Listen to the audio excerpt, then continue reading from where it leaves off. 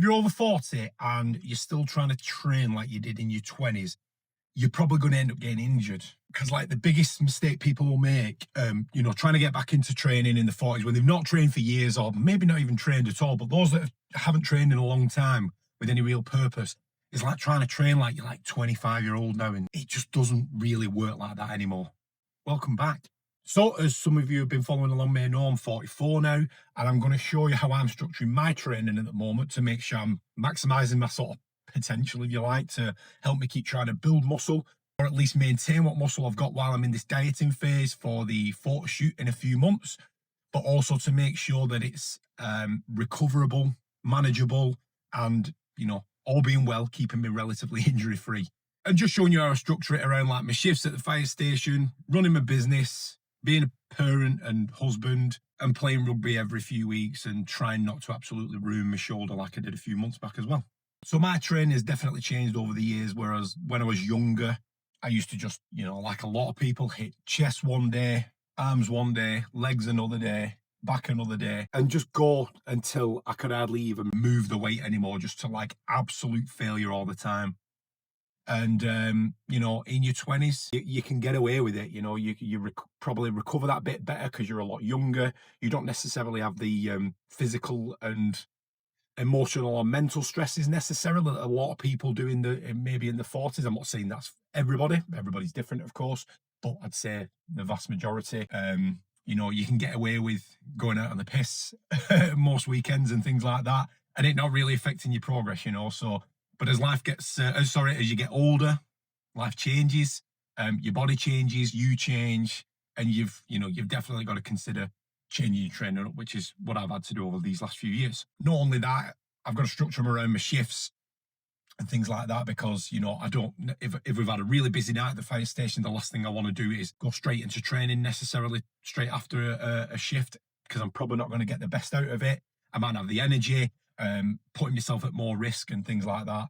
But I have to do my training, managing it around when I train rugby once a week as well, when I can make it, when I'm not on shift again, things like that. So there's always something to factor in. So each week I've got to change things up each week, as in when I'm going to train, what time I'm going to train, and all that kind of stuff. And with that shoulder injury I got playing rugby back in October, it was like a AC joint sprain.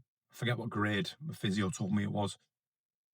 But it was, it was pretty bad. I couldn't fucking lift my arm for like 5-6 weeks or something like that. So that's changed my training as well. There are certain exercises, even though I can train pretty much back to normal where I was, there are certain exercises I'm having to avoid still because they're uncomfortable, they cause me too much pain or discomfort or whatever. So I've got to be mindful of that as well. And I've got to make sure that I'm rehabbing my shoulder, if you like, or at least prehabbing it, making sure my shoulders are nice and warm for a workout, but also doing bits on my days off as well and things like that. And, not just jumping into a workout and thinking I can just go straight for the heaviest weights I want to try and lift.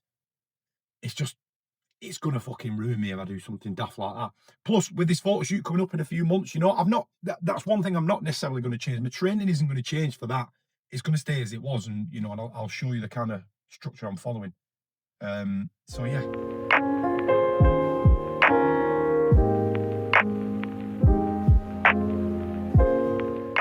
So my current split at the minute, training split, is first day of the week, normally a Monday, is lower body, purely lower body. Next workout is upper body push, so like the bench press, some shoulder work in there, triceps, things like that. Next workout is pull, so it'll be RDLs, some rows, chin-ups, bicep curls, things like that.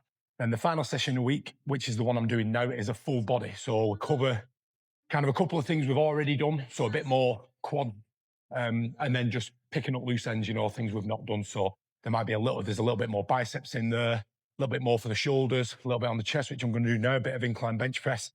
And that's how it goes. So it works well for me. Quite often in the past, I've been more of a lower body, upper body, lower body, upper body guy if I do 4 a week, or I might do full body push, full body pull, then a full body push, then a full body pull again. There's kind of no right and wrong, you know what I mean? So it's whatever suits you kind of thing. But the important thing is just to make sure you're covering everything in these sessions, whether it's 3 a week, you're doing 4, 5, as long as you're covering everything and trying to hit your muscle groups more than once, ideally throughout your week, then you'll be all right. So anyway, I'm going to get on with a warm set for my bench press now.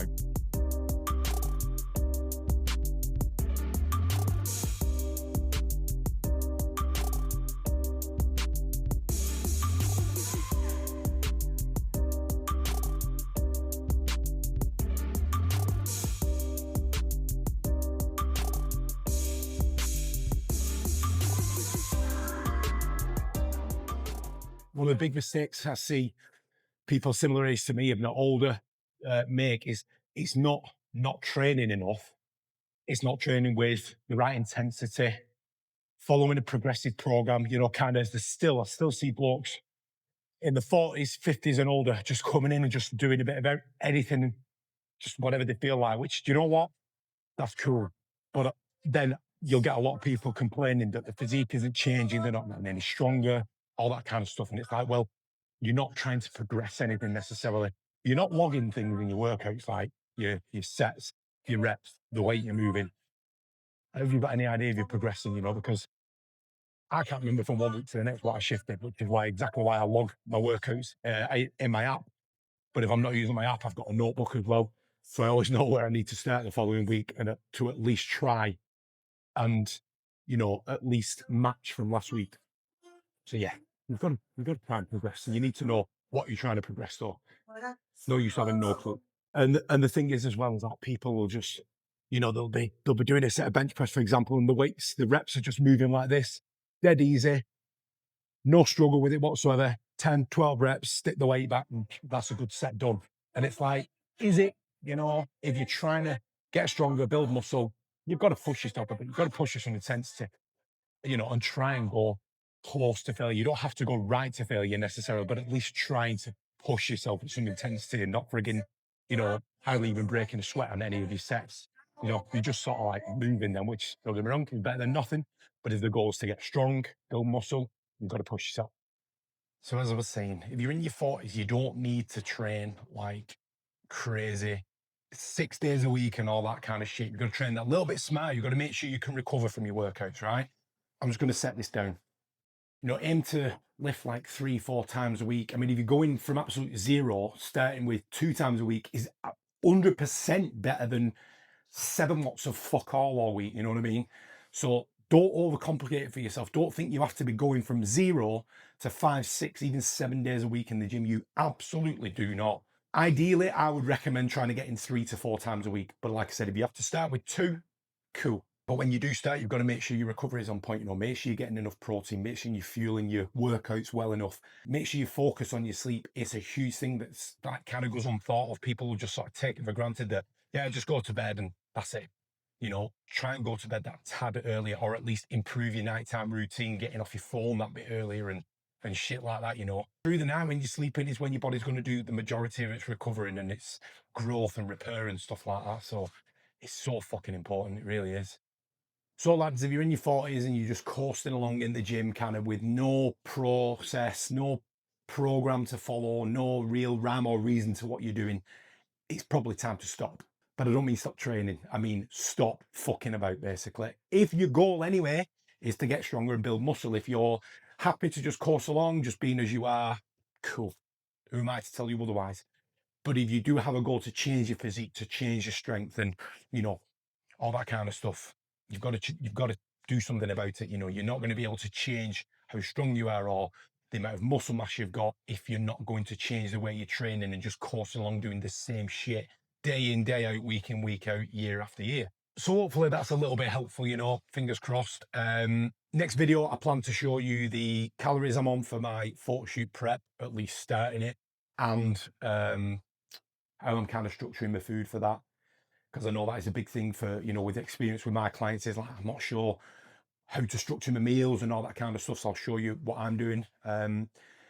If this has been helpful, I'd love it if you drop it, you know, drop it a like, drop me a comment. If you agree, you disagree, just give me your thoughts. If you've got any questions, drop them in the comments. Obviously, give us a subscribe. But you can also I have a free 4-week training program, which you can extend for longer if you want, you know, but it's just like a 4-week training block. You can give a whirl. Just comment for free, the number 4 free in the comments, and I'll get your details off you and I'll send it over to you, or at least send you the link to download it. So until next time, Have a good one.